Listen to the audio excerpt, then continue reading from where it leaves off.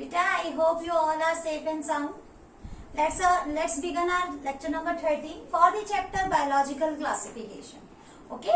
In our last lecture, we have completed slime molds. Okay. Slime modes हमने cover किए हैं. Basically आपका किस टाइप के प्रोटिस्ट हैं स्लाइम मोड्स आपको मैंने दिखाए हैं. ठीक है. मैं आपको और डायग्राम में आज आपको थोड़ा सा डायग्रामेटिक व्यू आपका दिखा देंगे कि स्लाइम मोड्स दिखने में कैसे होते हैं.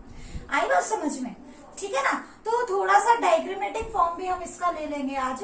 तो देखो स्लाइम मोड्स में हमने कंप्लीटली पढ़ा कि उनके चारों तरफ स्लाइम लेयर होती है, सेलुलर टाइप है, cellular type.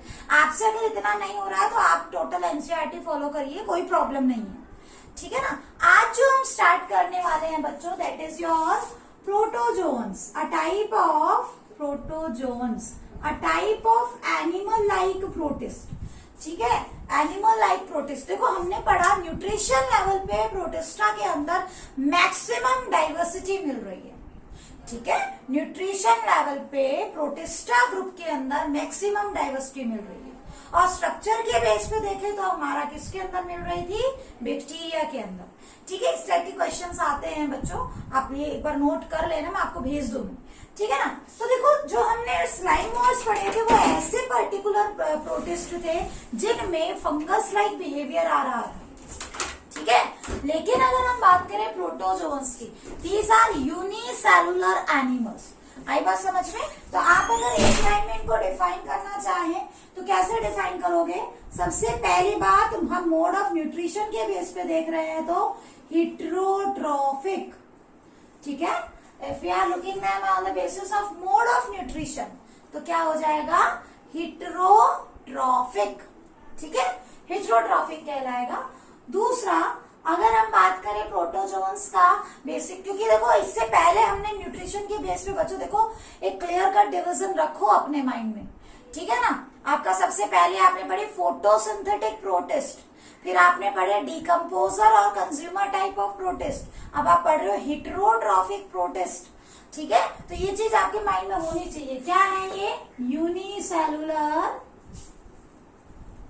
Eukaryotic animals. Animals का बिहेवियर शो करते हैं. Unicellular eukaryotic animals. ठीक है. तो देखो अगर ये ऐसे हैं तो इसका मतलब आप क्या बोल सकते हो? दैट्स वाई, इसीलिए क्या है? All are they are ancestors of all multicellular organisms. ठीक है. देखो यूनिसेलुलर से तो मल्टी सेलुलर बनते हैं, है ना. तो जितने भी मल्टी सेलुलर एनिमल्स हैं ये उनके पूर्वज हैं, उनके एंसेस्टर्स हैं. ठीक है. देखो ये जो लाइनें मैं आपके साथ डिस्कस करती हूँ ना बच्चों, ये एज इट इज आपकी कॉम्पिटिटिव एग्जाम्स में आई हुई है, इसीलिए यहाँ पे अलग से डिस्कस की जाती है.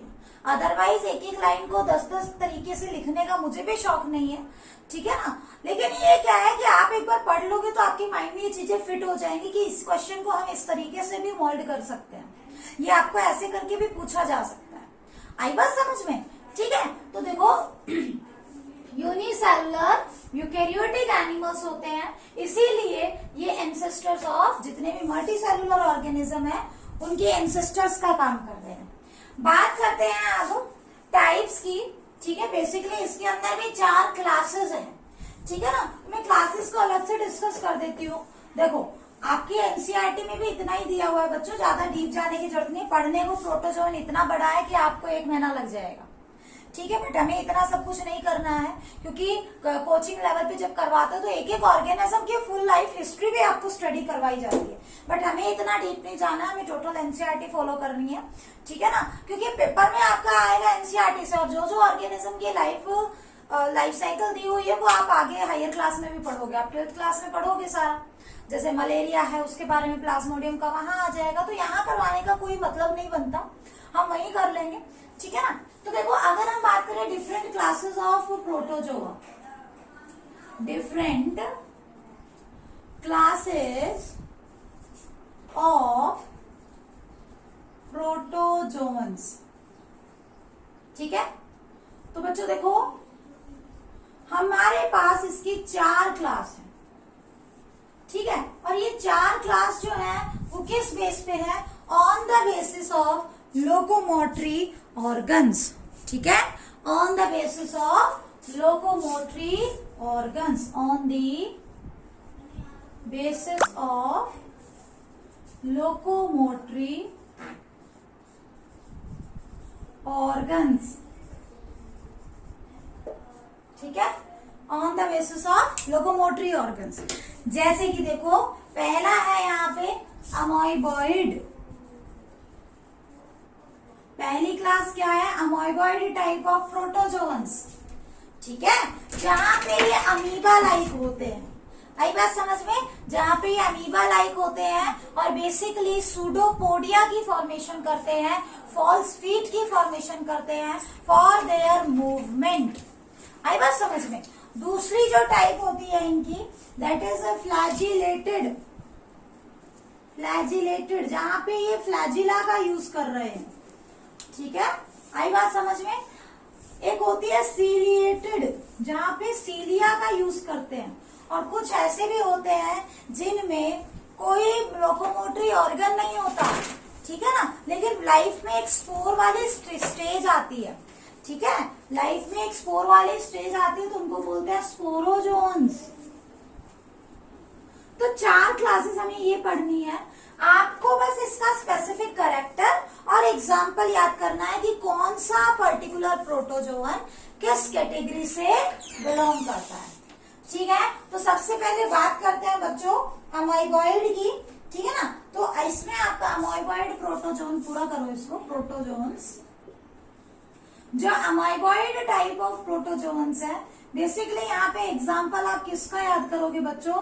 अमीबा का, ठीक है, या आप क्या करोगे? एंटामीबा हिस्टोलिटिका,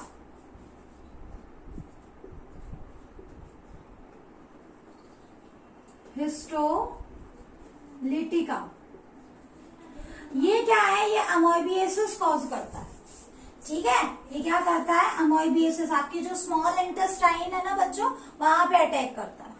आई बात समझ में? ठीक है। तो ये क्या है? कॉजेस अमोइबिएसिस। आगे जब आप 12th क्लास में ह्यूमन हेल्थ, ह्यूमन वेलफेयर वाला चैप्टर पढ़ोगे, वहां आपको डिजीज के बारे में पता चल जाएगा, कौन कौन से माइक्रोब्स क्या क्या डिजीज कर रहे हैं, ठीक है। इसके अलावा फ्लैजिलेटेड में याद करो कोई ऐसा पर्टिकुलर एनिमल जो यूनिसेलुलर और फ्लैजिला होता है। तो देखो यहाँ पे एग्जांपल आप याद रखोगे, ट्रिप्नोसोमा, ट्रिप्नोसोमा, गैम्बियंस आगे लगा सकते हो, स्पीसीज अलग अलग होती है बट गैम्बियंस ज्यादा मिलती है। ये क्या काज करता है बच्चे? It causes sleeping sickness, sleeping sickness. आदमी को बहुत ज्यादा नींद ही नींद आती रहेगी, हर समय बस वो जो है नींदों में ही रहने वाली बीमारी, ठीक है ना। तो बेसिकली जो ट्रिप्नोसोमा है, ठीक है ना, वो स्लीपिंग सिकनेस कॉज करता है। और बेसिकली इसको फैलाने वाले जो वेक्टर है वो कौन सी होती है? सिसी फ्लाई, ठीक है ना। ये causes sleeping sickness and vector इसके लिए क्या है बच्चों? CC fly. एक मक्खी होती है, एक इंसेक्ट लगा लो आप, ठीक है ना, जो इसको, ये पसी फ्लाई नहीं है, ठीक है, ये सीसी फ्लाई है बच्चों, ठीक है ना। आपको पढ़ने में के लिए मिलेगा, वैसे तो बहुत सारे मिलेंगे बट आपकी एनसीईआरटी में ट्रिप्नोसोमा दिया है, आप गो विद योर एनसीईआरटी, इतना ज्यादा करने की जरूरत नहीं है, ठीक है ना। बहुत सारे एग्जाम्पल है बट आप कुछ एक ही याद रखो, ठीक है ना। सीलिएटेड, देखो आप मुझे ये बताने की जरूरत नहीं है कि सूडोपोडिया किसे कहते हैं, फ्लैजिला किसे कहते हैं, सीलिया किसे कहते हैं। क्यों? क्योंकि मैं आपको सेल पढ़ा चुकी हूँ और सेल में मैंने आपको सीलिया भी करवा दिया और मैंने आपको फ्लैजिला भी करवा दिया। और सूडोपोडिया, इतने तो आप मेडिकल के स्टूडेंट हो तो बाय डिफॉल्ट में लेकर चलती हूँ कि सूडोपोडिया आपको पता है, क्योंकि 10th क्लास में आपने अमीबा पढ़ा होगा, ठीक है। नहीं पढ़ा तो अभी आपको समझा दूंगी सूडोपोडिया किस टाइप का स्ट्रक्चर है, ठीक है ना। आई बात समझ में? नेक्स्ट देखो बच्चों, बात करते हैं सीलिएटेड प्रोटोजोअन्स की। तो यहाँ पे आपने एग्जांपल याद करना है पैरामीशियम का, ठीक है, पैरामीशियम का, पैरामीशियम। आई बात समझ में? पैरामीशियम जो है सीलिएटेड होता है, स्लीपर शेप्ड ऑर्गेनिज्म होता है, क्या कॉज करता है? मलेरिया कॉज करता है ना, मलेरिया करता है, आपने कई बार पढ़ा है। और इसमें भी बहुत मतलब कि एनसीईआरटी में लाइन क्या दी हुई है कि सीलिएटेड जनरली क्या करते हैं? पैथोजेनिक होते हैं, ठीक है। और इनमें से मोस्ट नोटोरियस कौन सा है? प्लाज्मा जो है, सॉरी ये इसमें नहीं आएगा, प्लाज्मोडियम इसमें आएगा, इसके लिए है वो लाइन, इसके लिए नहीं थी। सीलिएटेड में पैरामीशियम याद करोगे, कुछ इस टाइप का ऑर्गेनिज्म होता है बच्चों, ऐसे करके, ऐसे करके, ठीक है ना।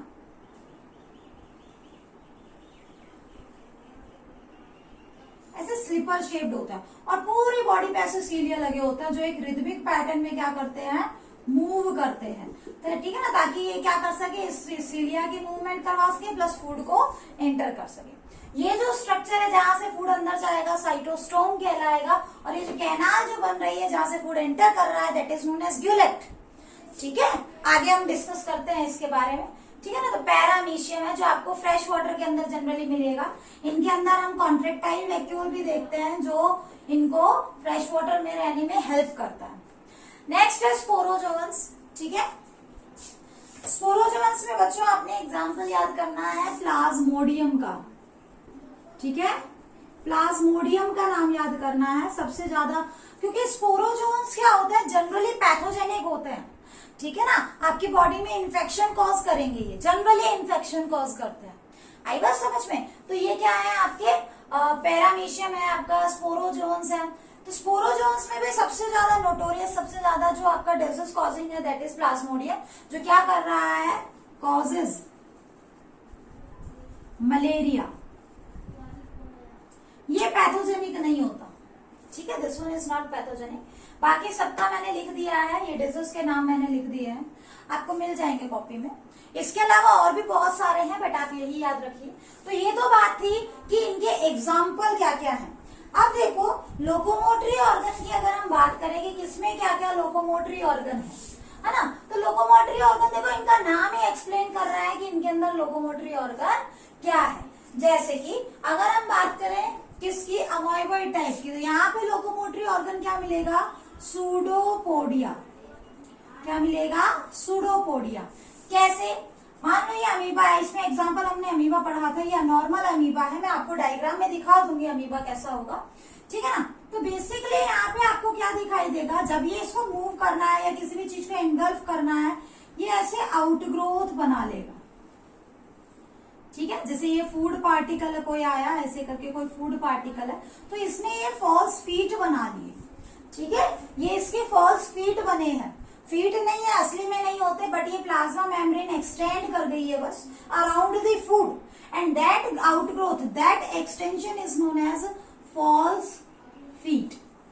धीरे धीरे ये एक दूसरे की तरफ ऐसे मूव करेंगे, एक दूसरे के साथ अटैच हो जाएंगे, ये वॉल यहाँ से डिसॉल्व हो जाएगी और अंदर ये फूड वैक्यूल बन जाएगा और ये यहाँ से मर्ज हो जाएगी, फूड अंदर चला गया, दिखा दूंगी मैं आपको, ठीक है ना। तो इस तरीके से क्या है, ये जब ऐसे फूड लेते हैं तो इनके अंदर खुद की बॉडी में भी मूवमेंट होता है।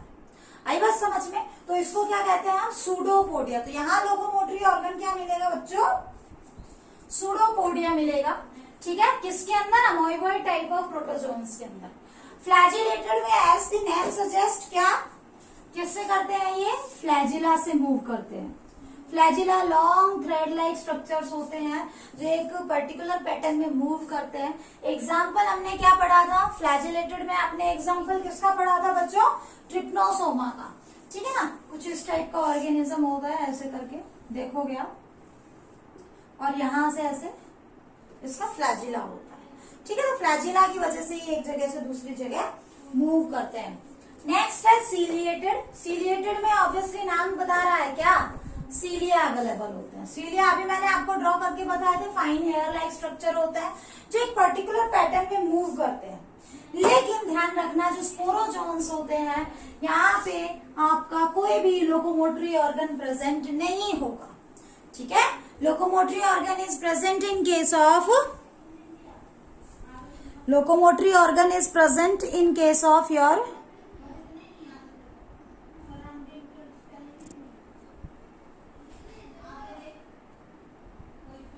Locomotory organ is present in case absent in case of sporozoans. ठीक है, अब देखो नेक्स्ट क्या है बच्चों, अगर हम बात करें इनकी स्पेसिफिक फीचर्स की, ठीक है, जो आपको अपने नीड पॉइंट ऑफ व्यू से याद रखने हैं, तो यहाँ पे देखो जो अमोइबॉइड प्रोटोजोन्स हैं, बेसिकली इनकी जो सेल वॉल होती है उसमें क्या है, सॉरी इनके अंदर क्या है, सेल वॉल में नहीं, इनकी बॉडी के ऊपर सिलिशियस सिलिका कंटेनिंग क्या है, शेल प्रेजेंट होती है। ठीक है, सम मेंबर्स हैव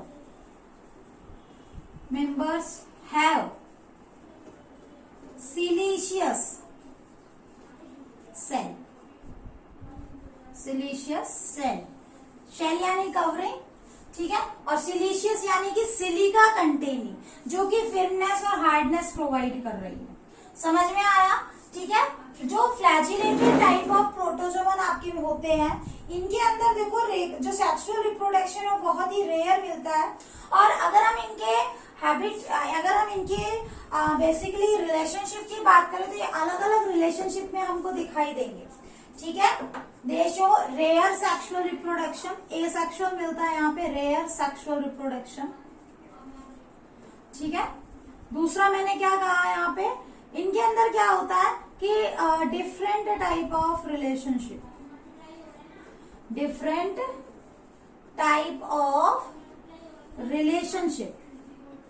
कैसे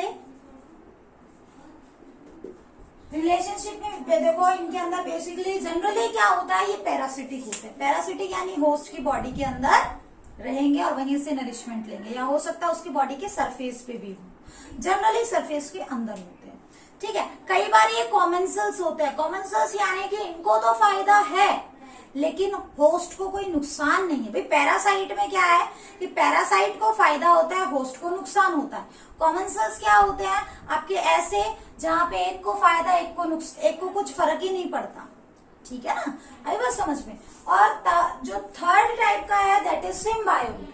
ठीक है, ये सिम्बायोटिक रिलेशनशिप भी शो करते हैं। बात करें अगर सीलिएटेड की, तो सीलिएटेड में बच्चों बेसिकली इंजेक्शन के लिए, जैसे मैंने आपको डायग्राम बना के अभी छोटा सा डायग्राम बना के दिखाया था कि ग्यूलेट जो है वो आपको मिलता है। ठीक है ना, तो ग्यूलेट आपको दिखाई देगा, मैं अभी आपको दिखा दूंगी, सारे डायग्राम्स के थ्रू मैं आपको एक्सप्लेन कर दूंगी। ठीक है, तो ग्यूलेट की फॉर्मेशन होती है। Next is sporozoans. स्पोरोजोन्स में क्या होता है, एक स्पेसिफिक स्पोर वाली स्टेज आती है, इन्फेक्टिव स्टेज।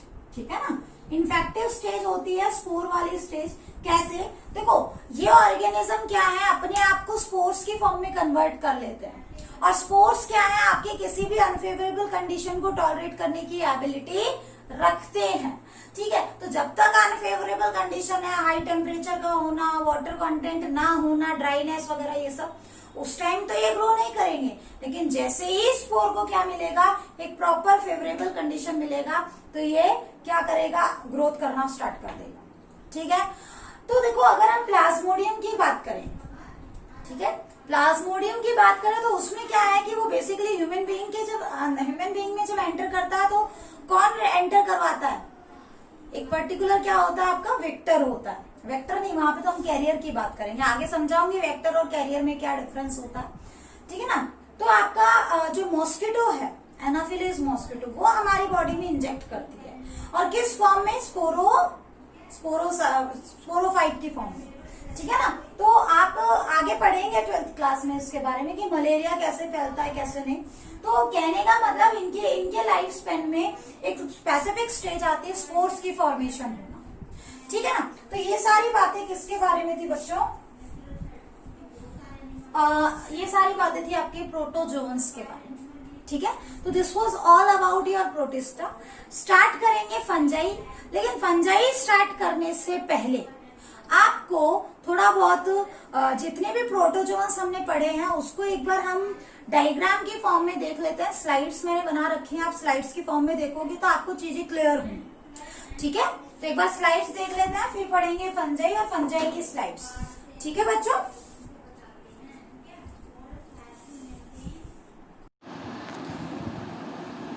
जैसे मैंने अभी आपको बताया कि मैं आपको डायग्रामेटिक व्यू देती हूँ, ठीक है, ताकि आपके माइंड में चीज़ें क्लियर हों। ये जो आपको दिखाई दे रहा है, this one is slime mould. इस तरीके से देखो, आपको पीछे बैकग्राउंड में यहाँ पे ये जो है ये जो दिखाई दे रहा है, ठीक है, ये क्या है, डेड लीव्स हैं। और इसके ऊपर ये जो येलो कलर से फैला हुआ है ना, ये जो येलो कलर का जो पूरा का पूरा स्ट्रक्चर है, ठीक है, ये क्या है, स्लाइम मोल्ड है। आई बात समझ में? ऐसे करके मैंने कहा था कि जब फेवरेबल कंडीशन होती है तो स्लाइम मोल्ड पूरे सरफेस पे, पूरे स्ट्रक्चर पे फैलता हुआ चला जाता है, इवन बहुत फीट तक लंबे तक जो है ये क्या हो जाता है, फैल जाता है। आई बात समझ में? ठीक है, ये क्या है, ये वही स्लाइम मोल्ड है, जैसे लकड़ी के ऊपर लगा हुआ है, डेड जो वुड है ना उसके ऊपर लगा हुआ है, ठीक है। तो ये जो कंप्लीट आपको दिखाई दे रहा है येलो कलर से, ये स्लाइम मोल्ड है। ऐसे करके पूरी लकड़ी के ऊपर ये फैल जाएगा, इससे नरिशमेंट लेता रहेगा, ग्रो करता रहेगा, और अल्टीमेटली पूरी की पूरी लकड़ी जो है ये पूरी कंज्यूम कर जाएगा, ठीक है ना। तो ये भी जो है आपको क्या दिखाई दे रहा है, स्लाइम मोल्ड दिखाई दे रहा है, ठीक। ये भी आपको, ये तो आपका स्ट्रक्चर इसमें नहीं आएगा, ठीक है।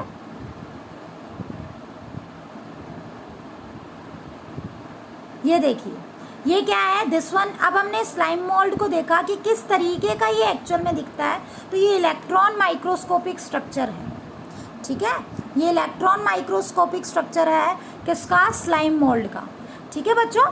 नेक्स्ट देखो, ये देखो इस तरीके से ये फैलता है, और जब हम इसको, ये पूरा स्ट्रक्चर, आप ये सारे के सारे स्लाइम मोल्ड्स हैं बच्चों, ठीक है ना, जो किसी भी सरफेस के ऊपर, किसी भी डेड एंड डिकेइंग प्लांट और एनिमल कंटेंट के ऊपर जब ये फैलेंगे तो बहुत लंबे लंबे फैल जाते हैं। और इसके अंदर हमने देखा था कि स्लाइम मोल्ड के अंदर देखो इस तरीके से हमने पढ़ा कि कुछ ऐसे बेसिडियो का ये जो स्ट्रक्चर है, फ्रूटिंग बॉडीज़ बन रही है। आपको याद आया, मैंने ऐसे करके और बनाया था, और इसमें ऐसे करके फ्रूटिंग बॉडी हम बना रहे थे। तो जब ये रिप्रोड्यूस करते हैं तो क्या बनाते हैं, फ्रूटिंग बॉडी, ठीक है। तो आपको डायग्राम में ये जो दिखाई दे रहा है दैट इज़ फ्रूटिंग बॉडी, ठीक है ना। तो स्लाइम मोल्ड्स दिखने में कुछ इस तरीके के होते हैं। नेक्स्ट देखो, ये देखो, ये हमने क्या पढ़ा बच्चों, ये है हमारा अमीबा लाइक जो अमीबॉय टाइप ऑफ प्रोटोजोअन्स है, ठीक है। तो इसके अंदर ये जो आउटग्रोथ आपको दिख रही है ना, जो फॉल्स फीट का काम कर रही है, ठीक है ना, ये जो दिख रही है दैट इज़ ये फॉल्स फीट का काम कर रही है, ठीक है। तो इसको क्या बोलेंगे हम, अमीबॉइड टाइप ऑफ प्रोटोजोअन्स। समझ में आया, amoeboid type of protozoans, clear. अब देखो, जो मैं आपको बता रही थी, ये जो है ये क्या है बच्चों, अमीबा है। और अमीबा ने क्या किया, ये जैसे ही इसको फूड पार्टिकल दिखाई दिया, ठीक है, इसको जैसे ही फूड पार्टिकल दिखाई दिया तो इसने क्या शो की, जो है एक तरीके से सूडोपोडिया की फॉर्मेशन कर ली। यहाँ देखो, ये क्या है, इसके सूडोपोडिया फॉर्मेशन इमेजिनेट कर गया और आउटग्रोथ बन गई, और अल्टीमेटली क्या होगा, ये दोनों यहाँ से ऐसे बड़े होके और मिल जाएंगे और फूड अंदर एंटर कर जाएगा, ठीक है। न्यूट्रिशन इन अमीबा आपने पहले भी पढ़ा है छोटी क्लासेस में। तो सूडोपोडिया की फॉर्मेशन होती है अमीबा के केस। ये देखिए, ये है next structure, this one is true amoeba. ये आपको जो दिखाई दे रहा है ये ट्रू अमीबा है, ठीक है। इसके अंदर बेसिकली क्या है बच्चों, आपको देखो ये कॉन्ट्रैक्टाइल वैक्यूल दिखाई भी दे रहा है, ठीक है। कॉन्ट्रैक्टाइल वैक्यूल आपको यहाँ पे अच्छे से दिख रहा है, ये देखिए, ये है कॉन्ट्रैक्टाइल वैक्यूल, ठीक। क्या काम करेगा, ऑस्मो रेगुलेशन और एक्सक्रेशन का काम करेगा। न्यूक्लियस दिख रहा है, मेम्ब्रेन है, अंदर का जो कंटेंट होता है एंडोप्लाज्म, और बाहर का जो कंटेंट होता है दैट इज़ एक्टोप्लाज्म, ठीक है। इसके अलावा नेक्स्ट देखते हैं, नेक्स्ट डायग्राम देखो बच्चों, this one is Entamoeba histolytica. ये जो आपको दिख रहा है ना, एंटामीबा हिस्टोलिटिका है, ये एंटामीबा गिंगीवेलिस है, ठीक है। तो स्ट्रक्चर आप देखोगे तो आपको पता चलेगा कि किस टाइप के प्रोटोजोअन्स हमारे पास अवेलेबल हैं। आई बात समझ में, ठीक है। ये देखो, ये क्या है बच्चों, आपका ट्रिप्नोसोमा का डायग्राम है, ठीक है। ये पूरा कंप्लीट जो आपको दिखाई दे रहा है ये कंप्लीट जो आपको दिखाई दे रहा है ये ट्रिप्नोसोमा का डायग्राम है।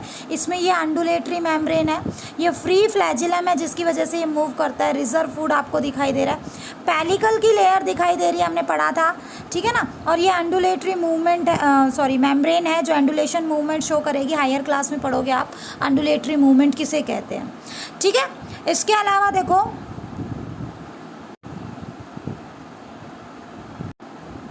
ये जो दिख रहा है आपको, दिस वन इज पैरामीशियम, ठीक है। ये डायग्राम जो है किसका है, पैरामीशियम का डायग्राम है बच्चों, ठीक है ना। अब यहाँ पे देखो आपको बहुत, पैरामीशियम किससे बिलोंग करता है, सीलिएटेड प्रोटोजोवन से बिलोंग करता है। तो यहाँ पे देखो आपको क्या क्या दिखाई दे रहा है, आपको पूरे बॉडी सरफेस पे सीलिया दिखाई दे रहे हैं, आपको पेलिकल की लेयर दिखाई दे रही है। ये जो स्ट्रक्चर है ये क्या है, ओरल ग्रूम, जिसको वेस्टिबुलम भी बोला जाता है। इसमें बक्कल और वेचर वगैरह भी होता है। और ये जो माउथ वाला रीजन है जहाँ से फूड एंटर कर रहा है, जैसा कि मैंने आपको बताया था, क्या बोलते हैं, साइटोस्टोम, जहाँ से ये फूड को एक्सपेल आउट करेगा, अनवांटेड वेस्ट को, सॉरी फूड को नहीं, अनवांटेड वेस्ट को जहाँ से एक्सपेल आउट करेगा, that is known as anal pore, ठीक है, साइटोप्रॉक्ट बोलते हैं जिसको। इसके अलावा ये फूड वैक्यूल हो गया आपका, ठीक है। इसमें आपको दो न्यूक्लियस मिलेंगे, मैक्रो न्यूक्लियस यानी बड़ा न्यूक्लियस, माइक्रो न्यूक्लियस यानी छोटा न्यूक्लियस, कॉन्ट्रेक्टाइल वैक्यूल मिलेंगे, ठीक है, जहाँ से रेडिएटिंग कैनाल्स मिलेंगे ओस्मो रेगुलेशन के लिए, ठीक है। तो कैसा ऑर्गेनिज्म होता है, स्लिपर शेप्ड ऑर्गेनिज्म जो है होगा। और किस कैटेगरी से बिलोंग करता है, पैरामीशियम सीलिएटेड प्रोटोजोन से बिलोंग करता है। तो हमने डायग्राम किस किस का देख लिया है बच्चों, हमने डायग्राम पैरामीशियम का देख लिया है, ठीक है। हमने डायग्राम आपका जो है अमीबॉइड टाइप ऑफ प्रोटोजोवन का देखा। हमने डायग्राम किसका देखा, आपके स्लाइम मोल्ड्स का देखा, ठीक है। प्रोटोजोन्स की कैटेगरी में हमने किसका देखा, आपका बेसिकली अमीबॉइड टाइप हो गया, पैरामीशियम हो गया, एक फ्लैजिलेटेड का देखा था, ट्रिप्नोसोमा का देखा, ठीक है। ये जो है ये स्पोरोजोन्स में आपको बता रहा है 3 dimensional structure of Plasmodium falciparum. एक स्पोरोजॉइट जो है किस तरीके का होता है उसका स्ट्रक्चर है बच्चों, ठीक है ना। मीरोजॉइट की फॉर्मेशन हो रही है यहाँ पे, ठीक है। तो प्लाज्मोडियम फैल्सीपेरम का जो है मीरोजॉइट फॉर्म इन्होंने दिखाया है। एक तरीके से बस मान लो कि स्पोर की फॉर्मेशन हो रही है, ठीक है। आई बस समझ में, स्पोर है ये जो जनरली इन्फेक्टिव स्टेज होगी, ठीक है। अब देखो ये तो बात थी आपके कंप्लीट प्रोटिस्टा की, मेरी तरफ से बच्चों प्रोटिस्टा कंप्लीट है। स्टार्ट करते हैं next kingdom, that is fungi.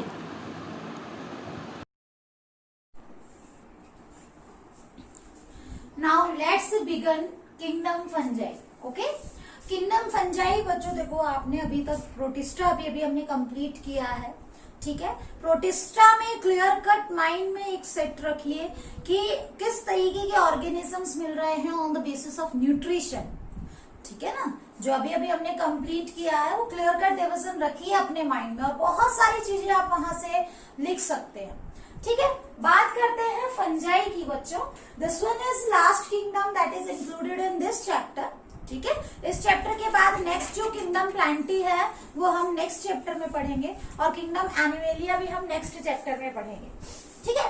तो देखो किंगडम फंजाई जो है that was just an you कह सकते हो एक ऐसा किंगडम था जो आपके 2 किंगडम्स सिस्टम ऑफ क्लासिफिकेशन में सेट नहीं हो पा रहा था, ठीक है। याद करो जब 2 किंगडम सिस्टम ऑफ क्लासिफिकेशन दिया गया तो हमने ये कहा कि ऑर्गेनिज्म या तो प्लांट होगा या एनिमल होगा, लेकिन फंजाई ऐसा है जिसमें आपको प्लांट का बिहेवियर क्या दिखाई देता है, प्रेजेंस ऑफ सेल वॉल, है ना, और एनिमल का बिहेवियर क्या दिखाई देता है कि हेटेरोट्रॉफिक मोड ऑफ न्यूट्रिशन है। लेकिन फंजाई ऐसे थे जिनमें सैप्रोट्रॉफिक मोड ऑफ न्यूट्रिशन था। अब बोलो कहाँ रखोगे, ना प्लांट में रख सकते हो ना एनिमल में रख सकते हो, ठीक है। तो अब हमने जो है हमने नहीं आर एच विटेकर ने, ठीक है, क्या किया, एक थर्ड किंगडम बना दिया दैट वाज फंजाई, ठीक है। तो कुछ बेसिक सी बातें पढ़ते हैं और आज हम journal character of fungi complete करने की कोशिश करेंगे, ठीक है। तो स्टार्ट करते हैं बच्चों। देखो it is a unique and diverse kingdom जिसमें आपके पास मोर देन 1 लाख स्पीसीज मिलेंगे, ठीक है। You will have more than 1 lakh species. Heterotrophic kingdom होता है बेसिकली सेप्रोट्रॉफिक। हेटेरोट्रॉफिक में भी जैसे हमने पढ़ा है कि पैरासिटिक मोड ऑफ न्यूट्रिशन भी हो सकता है ना। तो इसमें आपको saprotrophic absorptive type of nutrition मिलेगा। आगे डिस्कस करेंगे हम न्यूट्रिशन के बारे में, ठीक है। स्टडी ऑफ फंजाई को क्या कहा जाएगा? माइकोलॉजी, ठीक है। Study of fungi is known as mycology, ठीक। अब देखो, जहां तक बात है हैबिटेट की, तो हैबिटेट में बेसिकली क्या आता है बच्चों, ये कहाँ पे रह सकते हैं, ठीक है। तो एनसीईआरटी में स्ट्रेट फॉरवर्ड लाइन दी हुई है कि they are cosmopolitan. Now what is the meaning of cosmopolitan? Cosmopolitan का मतलब दे आर प्रेजेंट एवरीवेयर। आप कहीं पे भी देखो वहीं फंगस लग सकती है, आपके लेदर पे तक भी लग जाती है ना, लेदर के ऊपर भी लग जाती है। अगर आप मॉइस्ट और ह्यूमिड कंडीशन में उसको छोड़ दोगे और आप उसको मूव नहीं करोगे तो उसके ऊपर क्या लग जाएगी? आपकी फंगस ग्रो कर जाएगी, ठीक है। कई बार तो जैसे अगर आपने किसी ने नोटिस किया, हालांकि अभी तो नहीं किया होगा, आप बच्चे ही हो, जैसे हम सब जो लोग दिल्ली में पीजी वगैरह लेके रहते हैं, तो मैं अपनी बता रही हूँ, कहानी बता रही हूँ बच्चों। हमारे पीजी में कुछ स्टूडेंट्स थी, ठीक है। उनमें से कुछ ऐसी थी जो अपनी अलमीरा को जनरली साफ नहीं करती थी। एक बार रख के अपने घर चली गई, आई तो पूरी अलमीरा में फंगस लगी हुई थी, उसके कपड़ों में। क्यों? क्योंकि वहां पे क्या है बच्चों, इतनी लंबी लंबी बिल्डिंग्स है कि आपके जो नीचे वाले फ्लोर्स है उनके ऊपर धूप ही नहीं लगती, और धूप नहीं लगती तो बिल्कुल ह्यूमिड एनवायरनमेंट और मॉइस्ट एनवायरनमेंट वहां पे रहता है, और बहुत ही एक्सट्रीम सा टेम्परेचर भी रहता है, ह्यूमिडिटी वाला टेम्परेचर जिसको आप कह सकते हो, ठीक है ना। तो इस वजह से उन कपड़ों में फंगस लग जाती है, ठीक है। और कोई चीज वहां पे रखी है अलमीरा के अंदर, उसमें फंगस लग जाती है, लेदर के बैग्स में फंगस लग जाती है, ठीक है। तो मेरे कहने का मतलब कि फंजाई सब जगह ग्रो कर सकती है, बशर्ते उसे खाने के लिए न्यूट्रिशन मिले। और न्यूट्रिशन क्या लेगा? न्यूट्रिशन में ये सब कुछ खाता है, लेकिन सेप्रोट्रॉफिक मोड ऑफ न्यूट्रिशन है, ठीक है। 10th क्लास में पढ़ा होगा एब्जॉर्प्टिव टाइप ऑफ न्यूट्रिशन, ठीक है ना। तो बच्चों देखो, अगर ये डंग के ऊपर ग्रो कर रही है, देखा आपने, देखा भी होगा, गोबर है, गोबर के ऊपर कुछ फंगस ग्रो कर जाती है। मैं आज डायग्राम में आपको दिखाऊंगी, शो करूंगी, ठीक है ना। तो उसको क्या बोलते हैं? कोप्रोफेगस, फीडिंग ऑन डंग, ठीक है। कोप्रोफेगस फंजाई। अगर वो किसी वुड के ऊपर, आपने वुड पे भी फंगस लगी हुई देखी होगी, मैं दिखाऊंगी डायग्राम में आपको, ठीक है ना। तो उसको क्या बोलेंगे? एपिजाइलिक फंजाई, ठीक है। अगर वो हमारे नाखूनों के अंदर लग जाती है, कई बार नाखूनों के अंदर भी फंगस ग्रो कर जाती है, ठीक है। तो वो केराटिन प्रोटीन होता है हमारे नेल्स में, या हॉर्न्स के ऊपर, जो हॉर्न्स आप किसको बोलोगे? सींग जो होते हैं ना वो, ठीक है। पशुओं के जो सींग होते हैं हॉर्न्स के ऊपर, ठीक है। आपके स्कैल्प में भी फंगस लग जाती है कई बार, तो केरेटिनोफिलस, क्योंकि वो केरेटिन पे फील्ड कर रही है, ठीक। अगर वो ट्री के बार्क पे है, पेड़ की छाल के ऊपर है, तो कॉर्टिकोलियस फंजाई। तो variety of habitat are present, okay, in case of fungi. Now but generally देखो वैरायटी है इसमें, but generally they prefer to grow in warm and humid condition, acidic condition. That's why collectively they are known as acidophilus, ठीक है। और देखो यही कारण है कि हम अपना फूड कहाँ रखते हैं? रेफ्रिजरेटर में सेव करते हैं। क्यों? क्योंकि रेफ्रिजरेटर में टेम्परेचर कम हो जाता है, और कम टेम्परेचर पे ना फंजाई ग्रो करेगी ना बैक्टीरिया ग्रो करेंगे। आई बात समझ में? ना फंगस ग्रो कर रही है ना बैक्टीरिया, तो आपका फूड थोड़ा प्रोलॉन्ग टाइम के लिए सेफ है। समझ में आया? ठीक है। तो इस तरीके से आपको ध्यान में रखना है। आगे देखते हैं जर्नल कैरेक्टर्स फंजाई के। ये देखो बच्चों, आप अलग अलग टाइप के फंजाई यहाँ पे देख रहे हो, ठीक है। जैसे कि ये कोप्रोफेगस हो गया, ठीक है। यहाँ पे आपको कोप्रोफेगस दिखाई दे रहा है। कोप्रोफेगस में बेसिकली आपको क्या दिख रहा है?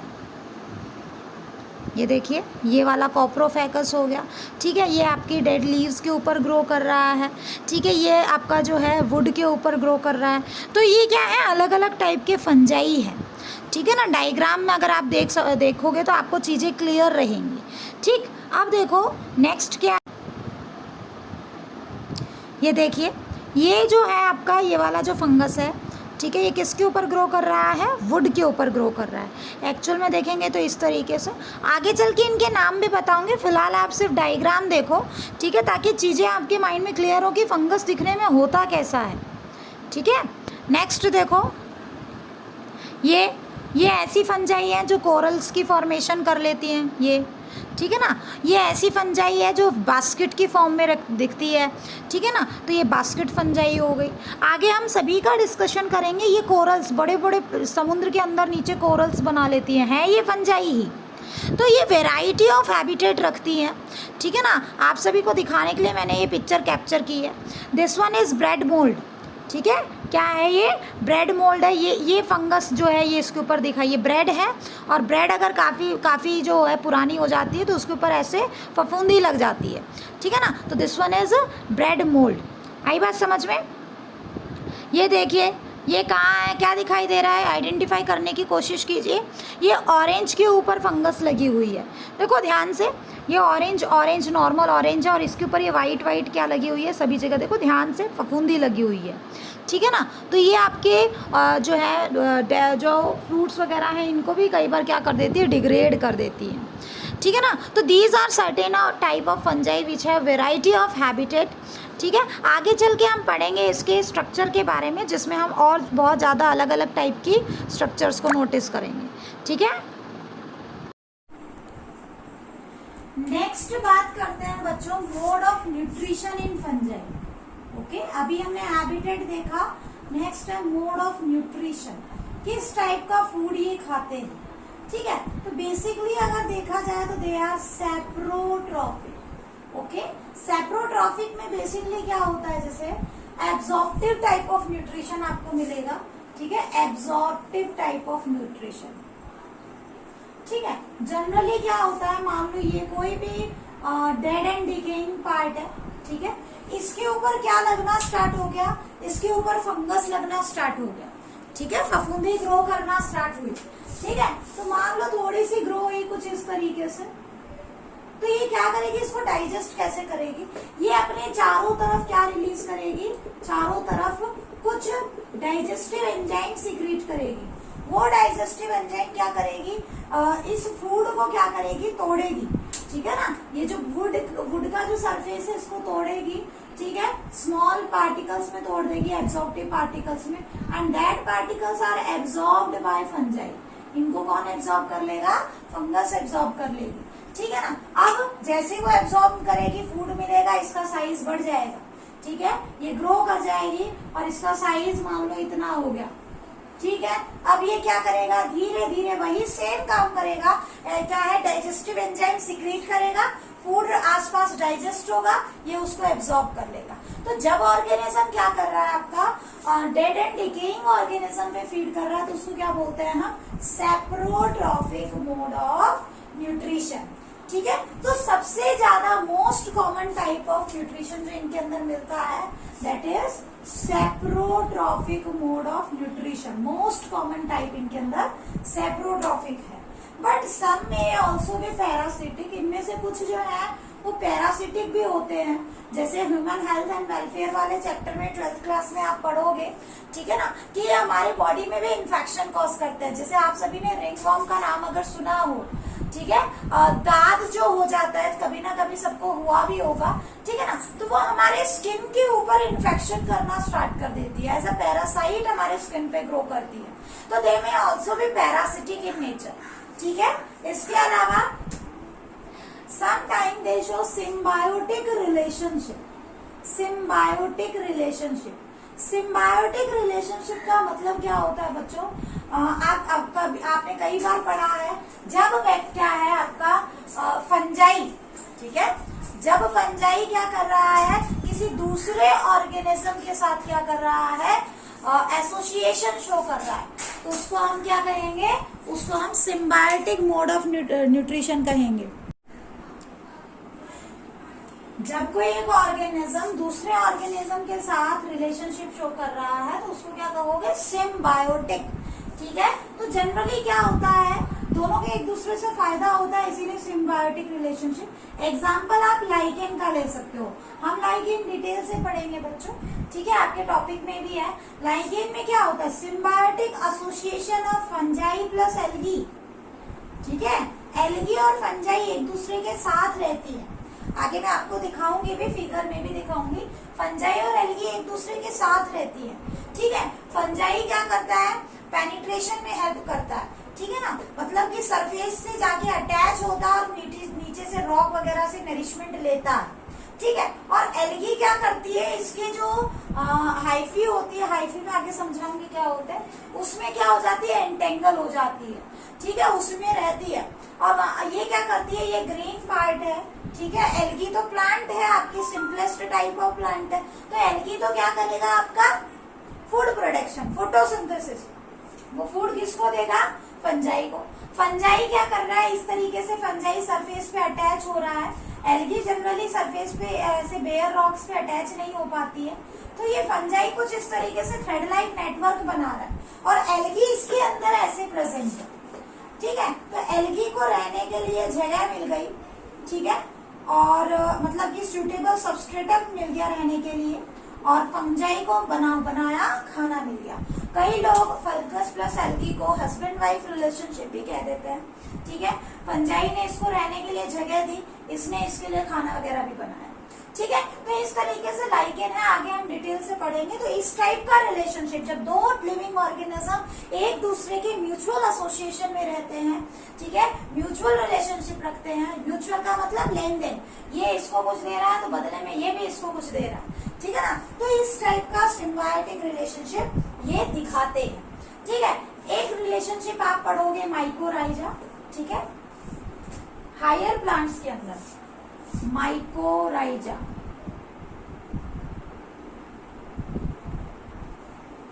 माइकोराइजा, ठीक है। ये क्या होता है, fungi plus roots of higher plant, roots of higher plant, fungi plus roots of higher plant, ठीक है। इसमें क्या होगा कि ये जो फंजाई है, ये रूट्स ऑफ हायर प्लांट में जनरली जिम्नोस्पर्म्स का एग्जांपल हम लेते हैं, और उसमें भी cycas is most common example. तो फंजाई प्लस साइकस की root, coralloid root of cycas आगे पढ़ोगे प्लांट किंगडम में, है ना, तो उसके अंदर फंजाई ग्रो करती है, ऐसे कोरोलॉइड रूट्स होती है, ऐसे करके कोरोलॉइड की फॉर्म में, ठीक है, ऐसे करके, और इसमें क्या है, फंगस ग्रो कर जाता है। काम क्या है कि ये क्या करता है, फॉस्फेट मेटाबॉलिज्म करता है, ठीक है, न्यूट्रिएंट्स को एब्जॉर्ब करने में हेल्प करता है, कौन, फंजाई, ठीक है ना। फंजाई का बिहेवियर ही एब्जॉर्प्टिव है, तो न्यूट्रिएंट्स को एब्जॉर्ब कर रहा है सॉइल में से, तो इसको तो फूड मिल गया, हायर प्लांट्स को तो, है ना, और बेसिकली आपका प्लांट के अंदर इसको फंजाई को रहने के लिए जगह मिल गई। तो माइकोराइजा इज म्यूचुअल या symbiotic relationship between fungi and roots of higher plant. Most commonly asked question है, एक बार नहीं पूरी 11th क्लास से पता नहीं कितनी बार आपको म्यूचुअल रिलेशनशिप के बारे में बताया जाता है, ठीक है। आगे दोनों टॉपिक फिर से रिपीट होंगे, ठीक है बच्चों। तो देखो ये सारी बातें थी आपकी किसके बारे में, मोड ऑफ न्यूट्रिशन के बारे में, ठीक है, मोड ऑफ न्यूट्रिशन। अब देखो बच्चों, टॉपिक आपका स्टार्ट करना है मुझे जर्नल फीचर्स में। हालांकि हम 2 जर्नल फीचर कर चुके हैं फंजाई के बारे में, लेकिन अभी भी बहुत सारी चीजें यहाँ पे रहती हैं। इस लेक्चर में देखो किसी हाल में कंप्लीट नहीं होंगी, क्योंकि फिर बहुत ज्यादा लेंदी भी हो जाएगा। तो कल के लेक्चर में कोशिश करूंगी कि आपका फंजाई में पूरा कवर करवा दूं, ठीक है। नोट्स के लिए पीडीएफ या तो सेंड करूंगी, या जो मैंने लिखा है वो सेंड करूंगी आपको, ठीक है। प्रोटोजोन्स हमने किए हैं, फंजाई का थोड़ा बहुत पढ़ा है। कल कोशिश करेंगे कि फंजाई वाला पार्ट आपका कंप्लीट करवा दूं, कल नहीं तो परसों में हर हाल में हो जाएगा। उसके बाद कम से कम 2 लेक्चर आपके लग जाएंगे, एक वायरस वाला पार्ट कंप्लीट करवाने में, और कुछ छोटी मोटी बातें भी आपको इसमें बतानी है मुझे। तो कोशिश करेंगे इस वीक में आपका ये चैप्टर ओवर हो जाए, ठीक है। That's all for today's lecture बच्चों। Thank you everyone.